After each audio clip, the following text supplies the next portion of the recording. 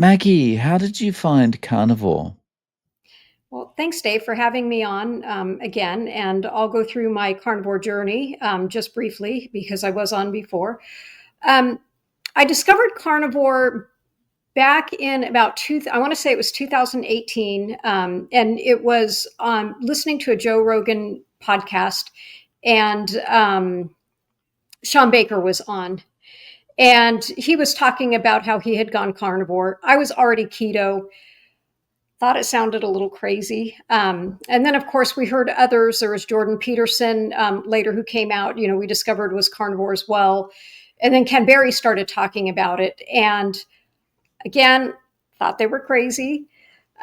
Tried carnivore, figured I would just try it for about a week just because I thought it was a crazy thing. And there was no way that you were going to feel all those benefits. But lo and behold, tried it for a week, felt great, kept going, kind of convinced my partner, or he sort of jumped on the bandwagon, and we were carnivore for a while. And then after COVID, when COVID started, and then we moved cross country, we just sort of went back to being keto. And then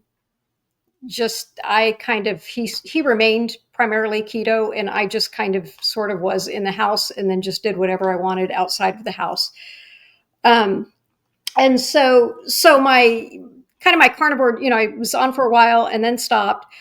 The end of 2022, beginning of 2023, I was diagnosed with breast cancer.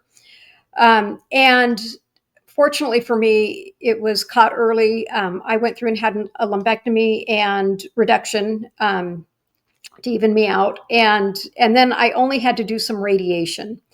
So I didn't have to do chemo, just some radiation. And then after that ordeal, my oncologist put me on an anastrozole, which is an estrogen blocker that I have to take for 5 years. And everything was fine in the beginning. And then I started developing all of these symptoms. I mean, I had already just gone through menopause, had some weight gain, and then taking this medication, I started experiencing a lot of bone pain and joint pain. The hot flashes were back. I mean, just a variety of things that you hear that women have with this medication.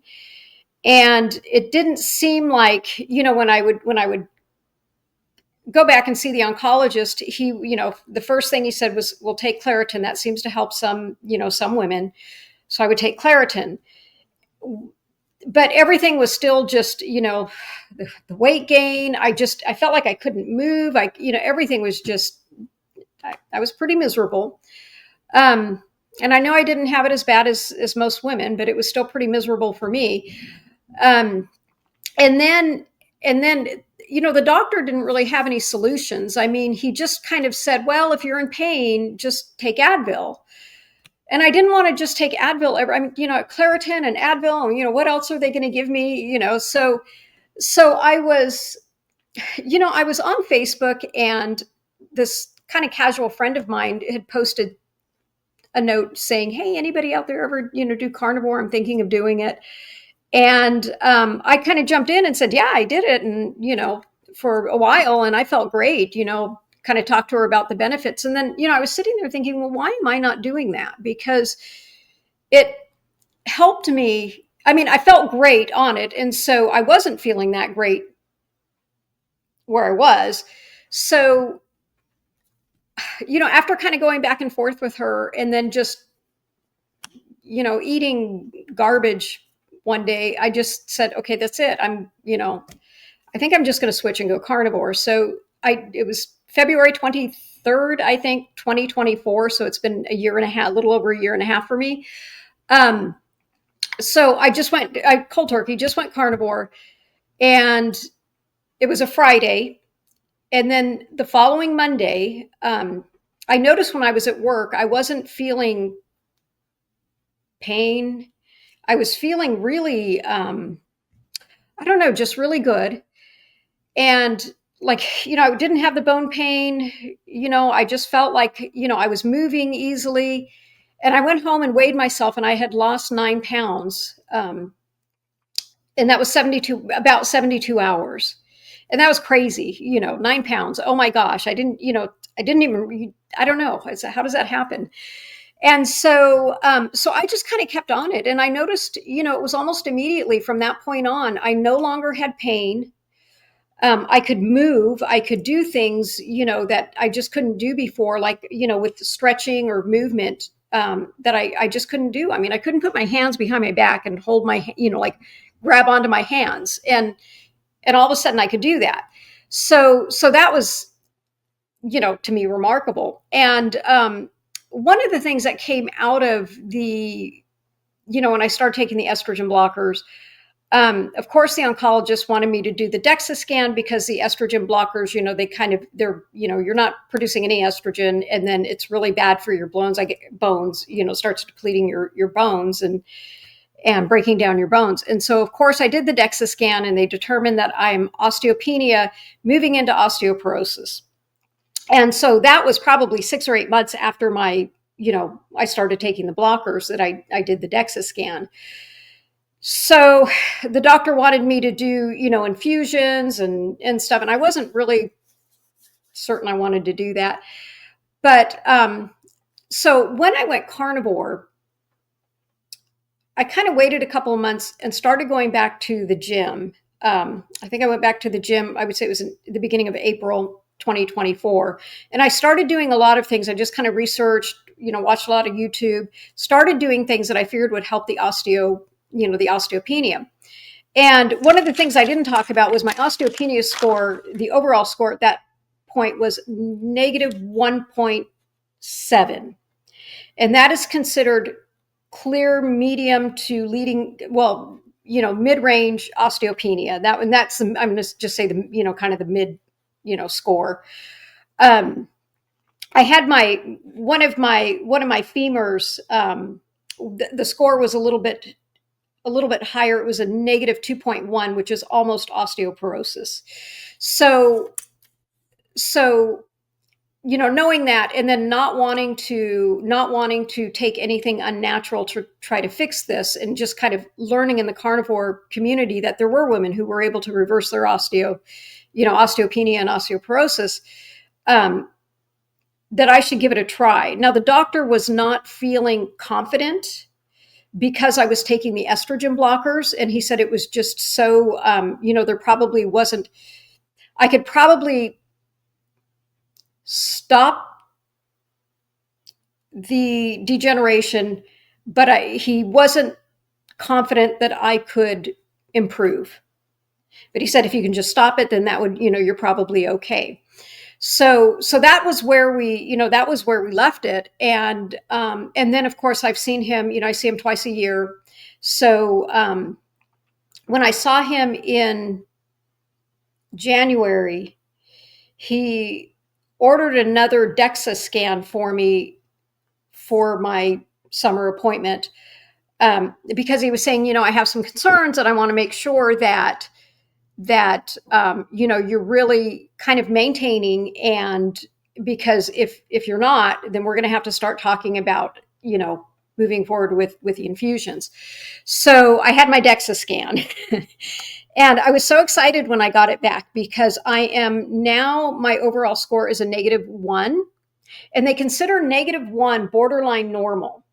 So right at negative 1, it's where you're just on that verge of where they would diagnose or say you have osteopenia. So not only did I improve, but I improved significantly.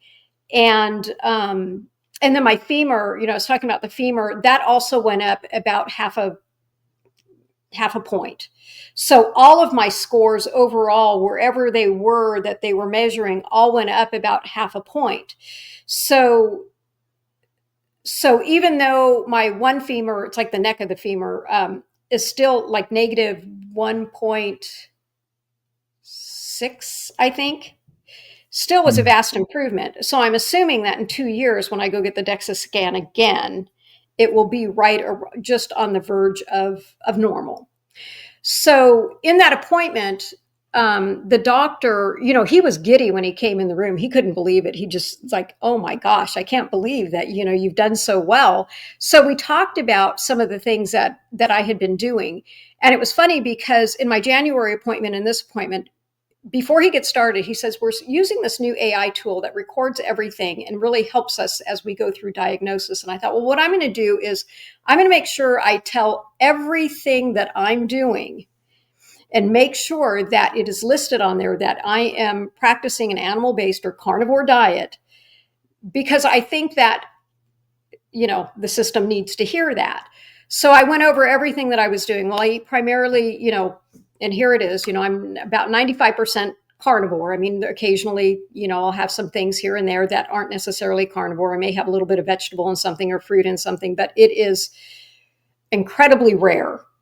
I'm primarily eating animal and I eat dairy. So carnivore, primarily carnivore. And then the other things that I do is I make my own bone broth and I drink that probably, I would say anywhere between, I don't know, 3 and 7 days a week. It just depends on how much I have on hand. But I get good, bones, grass-fed bones from a local butcher, and I make bone broth and I drink that regularly. So there's carnivore, there's bone broth, and then I'm doing all of the exercises that I could find online that talk about, how to do the weight bearing exercises and then the impact after. The last thing that I do, just because when I started researching this, one of the wasn't an orthopedist, I think he was a chiropractor, talked about was and I'm going to show it up here. Let me figure out where my camera is. The Dr. Merkla bone support. So I take that and I only take one tablet. It says take 2 a day, but I only take 1 a day. Those are the things that I have been doing regularly since April of 2024. So it was about a year technically from when I started doing the weight training to when I had the DEXA scan. And I have gone from mid-range osteopenia to borderline normal. And that is taking the estrogen blockers. And according to ChatGPT, when I went on and kind of talked about scores and asked a bunch of questions, they say in about that time frame, I should have actually technically moved, had I done nothing, technically moved from osteopenia to osteoporosis. So I think it's important for women to hear that even though you have this diagnosis and you're taking this medication and you don't have to, it's personal choice, right? But there's a way around having to take the infusions, the Prolia and the Reclass and all of those things that the doctors recommend that you take. There's a way around it. You don't have to do that. And it's not as though when I'm doing the weight training that I am in the gym all the time either. I took about a month and a half off over the winter because we were traveling. And I feel like in a good week, I'm there 3 days. In a normal week, I'm there 2 days. So it's not a lot. But I believe most of the progress in the ability to gain that back has to do with the diet. There's all these other things we don't know, right? We don't know what the primary contributor is, but I think it's, diet definitely plays into that. I don't think I would be where I'm at today without that. Right. And just to clarify, the fact you're taking the estrogen blockers, that's a thing that's kind of working against you, right? Yeah, well, they say that the estrogen could, it's the production of estrogen that could cause the recurrence of cancer.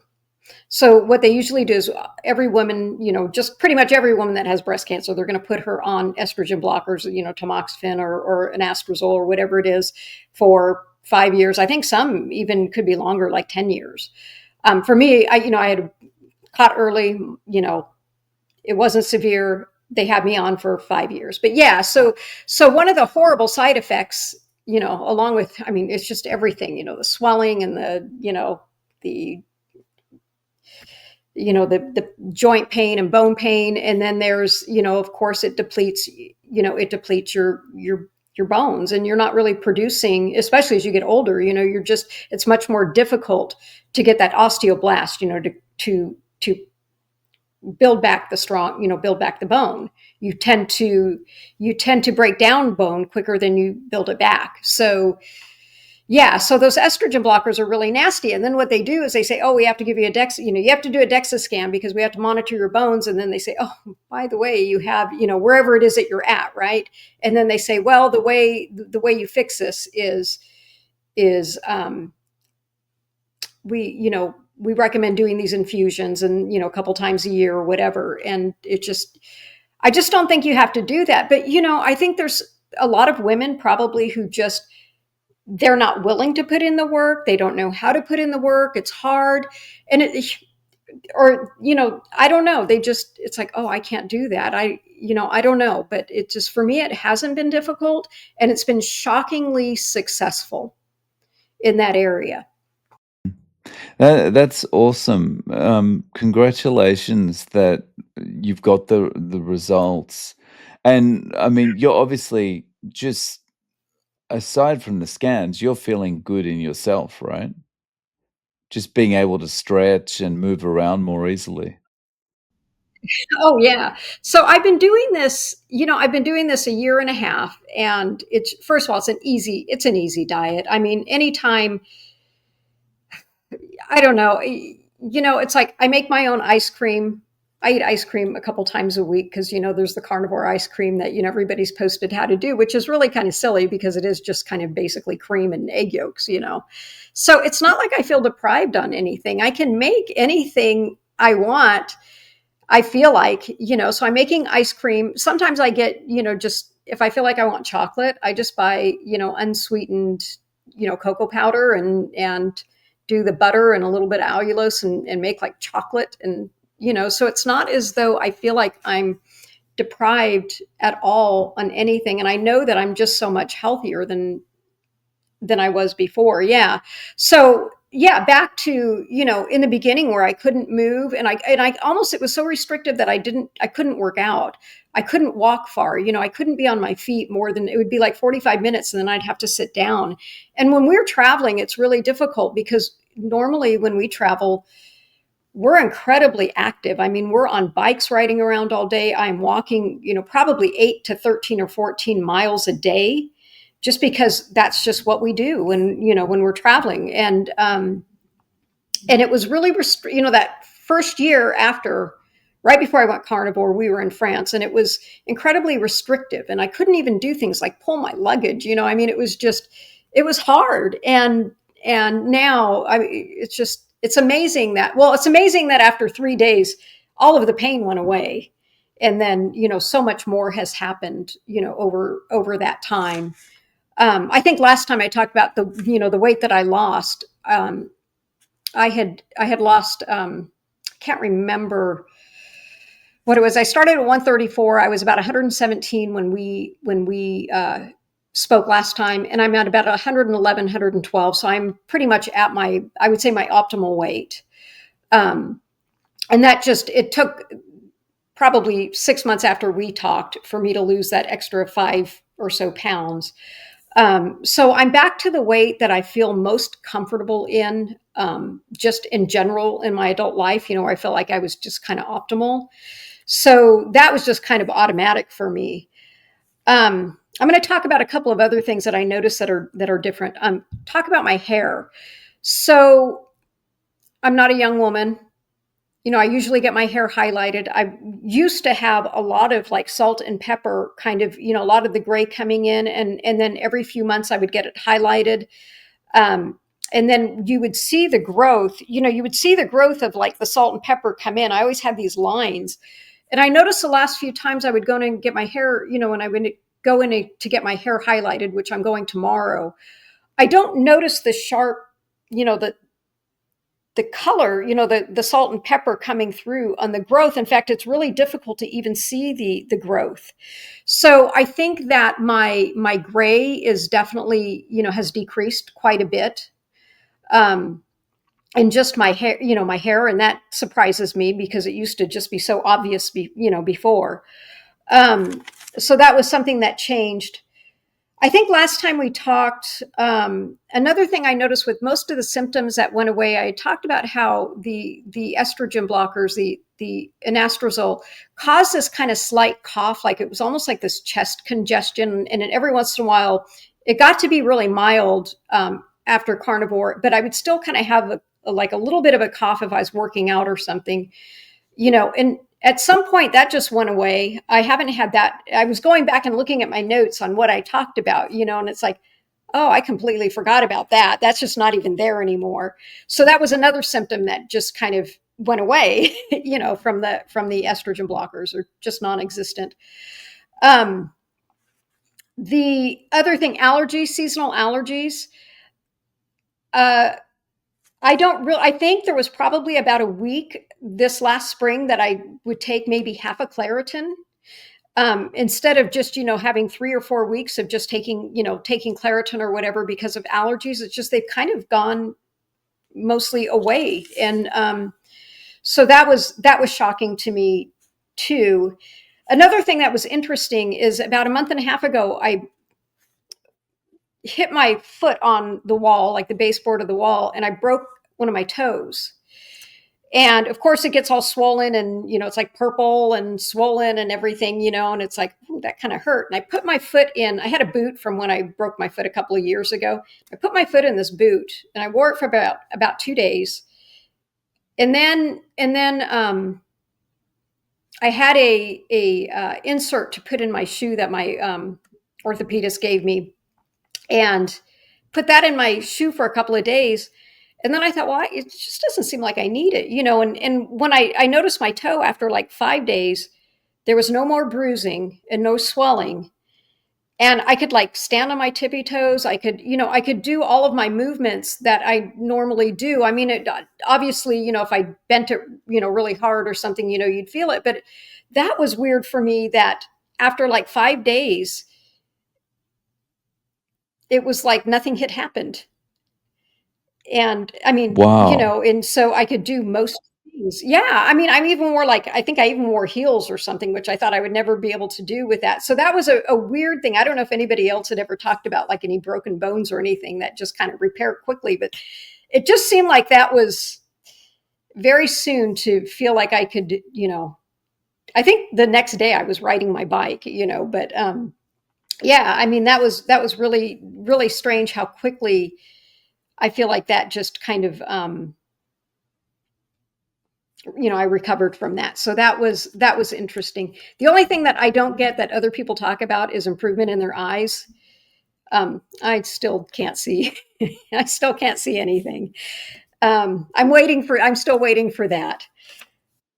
When you say I can't see anything, is that, kind of like, are you talking about reading? You need reading glasses, or Yeah, h just, what? people talk about, their vision improving, like they don't need the read, like all of a sudden they notice they're not squinting or whatever. No, I still need my reading glasses. It's still, like I'm looking at you on camera, and it's blurry.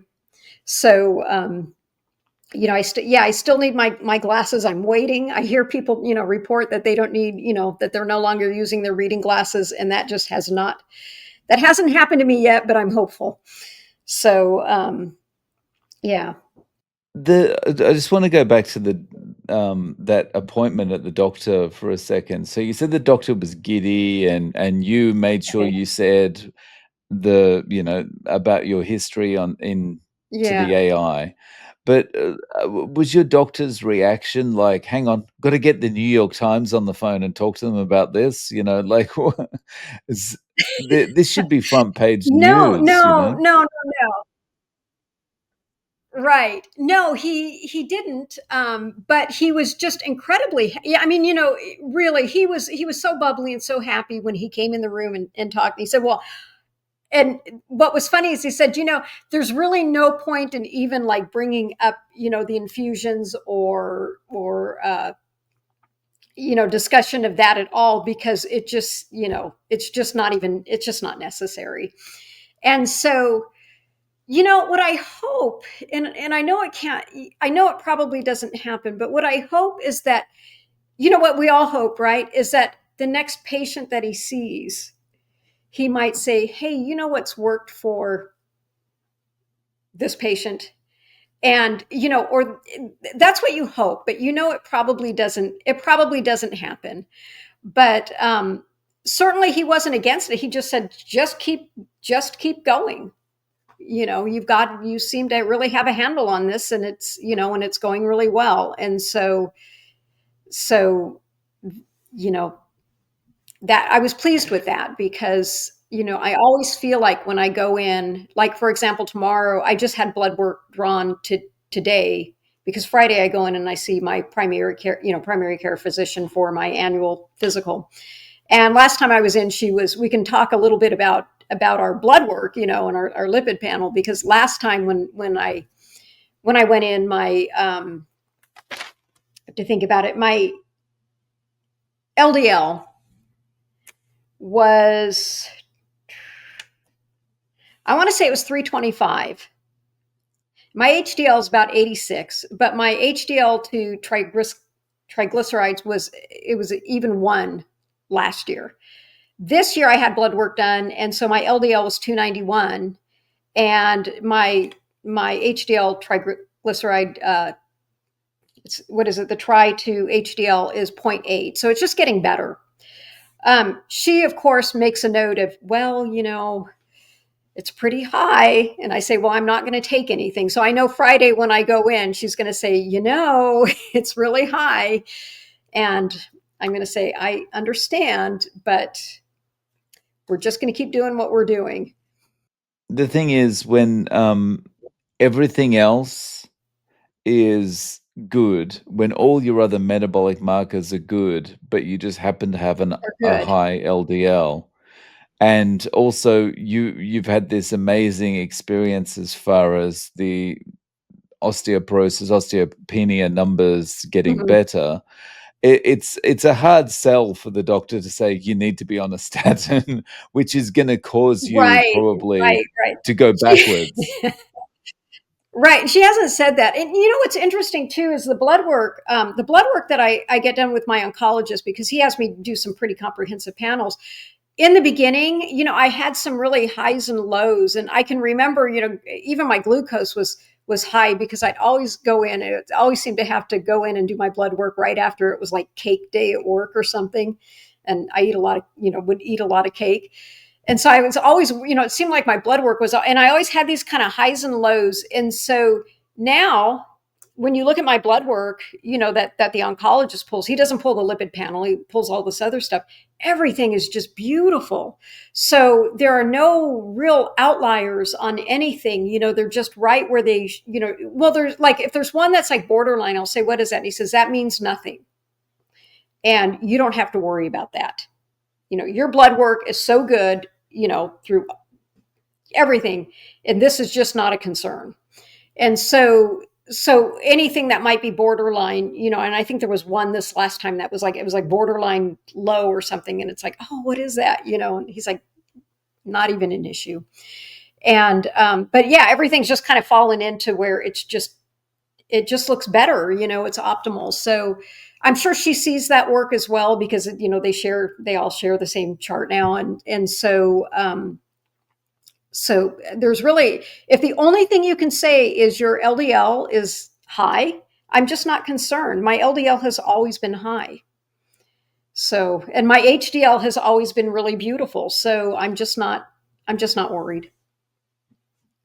But Yeah. yeah, And where the thing is as well, when you're feeling good in your body, it's hard to convince yourself that a number is a bad thing, right? right, right. And so I'm just, I'm not concerned. I mean, I think that all of my markers are so good. And I'm not Mm, really convinced that high LDL is necessarily a bad thing. And so, right. until something Mm. tells me otherwise, might be a big, huge heart attack. I don't know, but anything could cause that, right? No, I'm not worried. I'm just not worried about it. And I feel, again, I feel great. I feel incredibly healthy. I feel strong. So, could you talk about your menu day to day? Sure. So I eat primarily red meat. I would say that that's probably a staple that I have almost daily. If it's not just in my entire meal, it's most of a meal. I am typically eating one meal a day. I cook at night, and then I bring my food in the morning, and I eat at work. And I generally am eating, about from 10 to 11 at work. And that is going, and I eat about a pound. I would say, everything equates to about a pound. I'm going to say maybe a pound and a quarter a day. But it consists of good fatty red meat. I love ribeyes. So I eat a lot of ribeyes. Um, but I will eat red meat. I eat duck eggs. I really like duck eggs. I don't know if I talked about those last time. I like them because the yolks are so big, and the whites make me feel kind of funny on eggs anyway. So duck eggs are I think they just taste better than chicken eggs. So we have a lot of. I'm lucky here because we have a lot of small farms that aren't far from my metro area, and so we've got a couple of grocers that carry just local food. So I get my duck eggs. I drink raw cream, sheep yogurt, sheep cheese that I can get. Most of it is just local, but it is going to be primarily red meat. I will eat wild caught salmon when I can get a hold of that, and that might be once every couple of weeks. Um, Free range chicken, a little bit of pork, and that's primarily what I'm eating. So today I had chicken wings and some and like half a ribeye that I packed for work, and I think some a fresh mozzarella ball. So that's what I ate today, and tomorrow will be the other half of the ribeye and some wings. I try, when I'm eating red meat can be a little bit more expensive, when you're buying it, especially when you're buying the better cuts. And I eat primarily, try to eat grass fed when I can, not always, but when I can. And then, and the other thing that we get is the butter. So we buy butter from one of our local farms, and so it's just really good grass fed butter. And I eat a lot of butter too. So that is primarily what I'm eating. I drink coffee in the morning. I have a cup of coffee, and I use raw heavy cream in my coffee. I don't like pasteurized. I prefer the raw cream. I take that risk. So that's basically what I eat. When we go out, sometimes we go. I go out maybe once every couple of weeks and maybe have like half a glass of wine. I can't. A whole glass just doesn't. It's hard, when it. I just don't feel as good when I drink a whole glass of wine the next day. 2 ounces, it just doesn't seem to affect me. So every once in a while we do that, but I'm not. I don't really often eat very many fruits or vegetables. Just occasionally, something's on a plate, I might eat it, but it's not. If it is, it's just a bite or two. So that is basically what I'm eating. And then anything that I feel like that I want, when you talk about, deprivation or whatever, like, oh, I'm, miss all my sweets. It's just not hard for me because, the ice cream or even the sheep yogurt is so rich and so creamy. It's not sweetened, and I can just eat it as it is. And it's just absolutely delicious and takes any sort of that sweet tooth craving away. But I don't really get those as much as I did when I, in the beginning. But yeah, so that's basically what I'm eating is just, primarily red meat. I cook on the grill. I cook everything on the grill in the summer, so I don't use my kitchen in the summer. So Oh, that's nice. So there's a lot less cleaning to do when you eat this way, right? there is a lot less cleaning. Yeah. I mean, I'm just out there with the scrubber, after I'm done grilling and like clean the grill, and then that's it, and I'm done. And yeah, and then whatever, of course, whatever container I take to work, I have to clean that, at night when I come home, throw that in the dishwasher. But yeah, there's very little kitchen work, so. Mm. So, if you were advising someone to start carnivore, would you tell them it's best to jump in cold turkey or transition in slowly? Yeah, I jumped in cold turkey. I think it depends on the personality. I had a friend recently who he wanted to try it because he was having some, I don't know, IBS, some issues and stuff. And he did it for, I want to say, about 3 weeks or 4 weeks, but he could never quite get past that. Like the issues you had, the stomach issues that you have, that you get when you go carnivore. And then he eventually just kind of fell off, and he's back to eating his regular way because he just didn't feel like he was making any progress with his intestinal issues. So I think he should try it again, and maybe I would say, if it's hard for some people to just do it, just you know cold turkey, cut everything else out of your diet. For a lot of people, maybe phase in. I thought he could do it, and he didn't. He wasn't able to make it through. So I would say probably just start cut. First of all, cut out the processed foods, and then start cutting out. Just start cutting all the grains and carbs and stuff, and then slowly start reducing the nuts and the fruits and the vegetables. Probably works better for a lot of people because it's not such a shock to their system.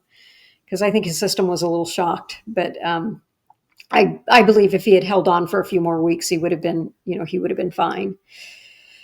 So, but for me, this Nice. last time, like the first time I did it, I was feeling intestinal issues, but this last time when I switched over this year and a half ago, I had no issues at all. So I don't know, my gut microbiome must have been okay and able to handle this transition. So I think it just depends on the person and what their diet is. Right. So. So, Maggie, if people want to reach out to you, do you have any social media? I don't really have any social media. I'm on Facebook, I'm on LinkedIn, and then but I'm not really active on in those communities very much. So not really, just email. I think last time you posted my Yeah. email, and you're welcome to do that again. Yeah. So I'll post your email in the show notes. Thank you so much for coming on. I really appreciate your time. Great. Thank you for having me, Dave. I appreciate it.